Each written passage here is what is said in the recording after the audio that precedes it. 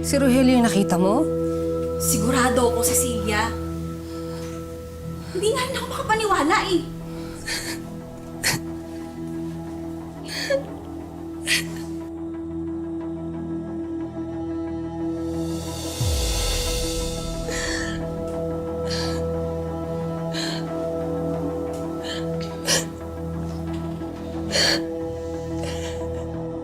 Bakit ka umiiyak? Mauna na ako, Maria. Anong ginagawa mo sa bahay ni Nena? Bakit ka pumasok doon?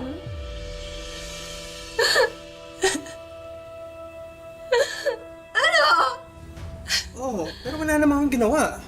Mahal. Anong kala mo sa akin, ha? Tanga? So anong ginawa nyo? Nagtitigan lang kayo? Ano na namang ginawa o problema ng asawa mo, ha, Rogelio? Ewan ko nga sa asawa kong praning eh. Napakurami ng utak niya na eh. Pumunta nga ako na Nena para kumuha ng gatas. Para pang patak sa sore eyes ko oh. Para mawala na to. Gumagawa ng kwento eh. Hindi na ako sa'yong babae ka, ha? Dahil nasasaktan ako. Eh, talagang sasaktan kita, ha? Anong klase kayong ina? Mali na yung anak nyo, pinagtatanggol nyo pa. Ganun, ha? Tama na, Nay. Tingin mo ka! Tama lang sa'yo yan! Ka!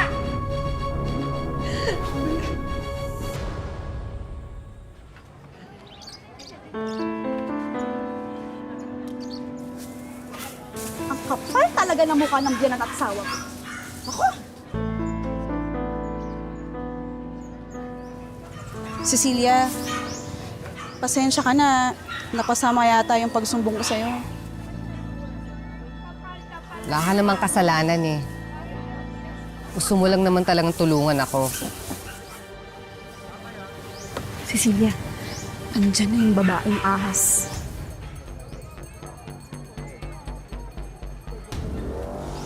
Uy, Cecilia!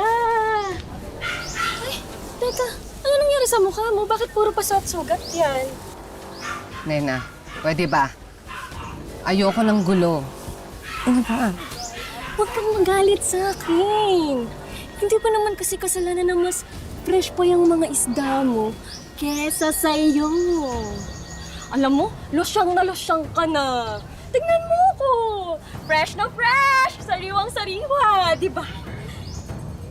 Kaya hindi mo masisisi yung asawa mo kung pagnanasaan niya ako. Normal lang yun. Diba? Ay! What? Kunit na gutin mo na! Walang yakalo siya kasi!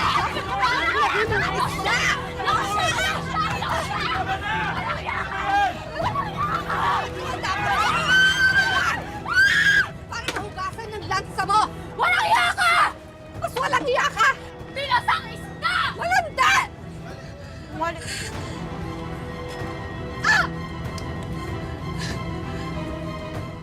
Nena, nangangati yung mata ko. Pwede mo bang patakan mo na rin ng gatas ng mata ko? Ako rin, Nena. Ilang araw na namumula mata ko. Sige na. Maawa ka naman. Maawa ka naman. Magsilayas na kayo rito! Talaga yun, no? Sige na!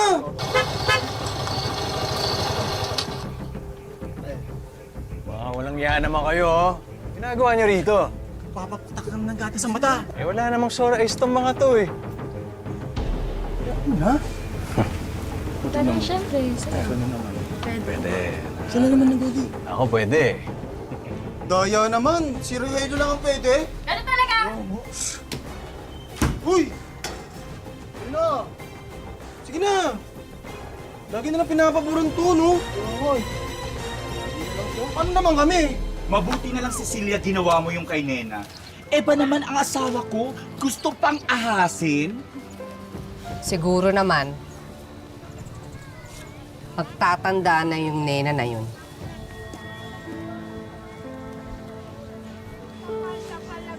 Oo, mga beshi. Eto na, masariwa pa sa atin. Ito ang pinaka-latest. napadaan ako sa bahay ng nena. Nagkakagulo yung mga kalalakihan doon. May mga sore eyes daw. At gustong magpapatak kay nena. Nandun ang mga asawa nyo. O ano pang inaantay natin? Sugurin na natin! Pero Cecilia, isama ka namin. Ba't nandito kayo? Ito kasi. Kaya ako rito.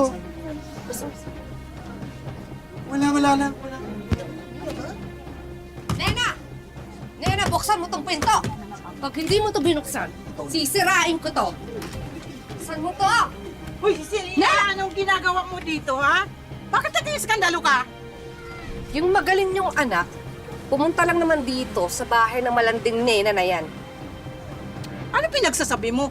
Wala dyan si Rogelio dahil nagtatrabaho. Ilang beses ko bang sasabihin sa'yo, hindi ganun si Rogelio at hindi babae raw ang anak ko. Baliw ka! Kayo ang baliw. Ayun yung motor niya, oh.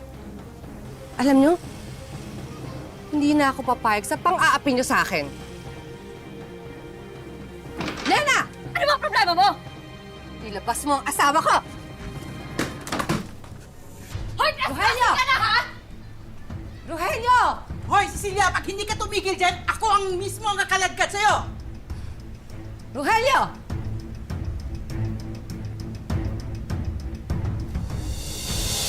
Sinasabi ko na nga ba eh. Tingnan niyo yung anak mo. Tingnan niyo yung anak ng walang hiya. May ginagawa ba kami? Wala naman, di ba? Rogelio, Tita Mechi, paalisin niyo ang babae na yan. Cecilia, pwede ba? Nagkukulo ka eh. Ako pa talaga ang nanggugulo, Rogelio. Ako ang asawa mo. Etong malanding babaeng to ang nanggugulo ng buhay natin. Pag di ka umalis, papapulis talaga kita! Ang kapal ng mukha mong babae ka, no? Ikaw na nga tong lumandi sa mga asawa namin, ikaw pa matapang?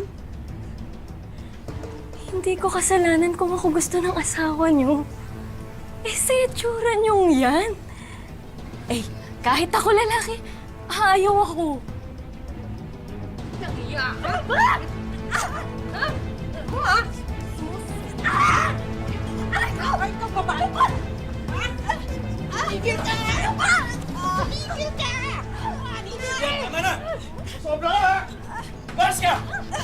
Nagkukulo ka eh! Alam mo, sumusobra ka na eh. Bahagi sa'yo. Ulit mo eh! Ano yan? Tama na yan!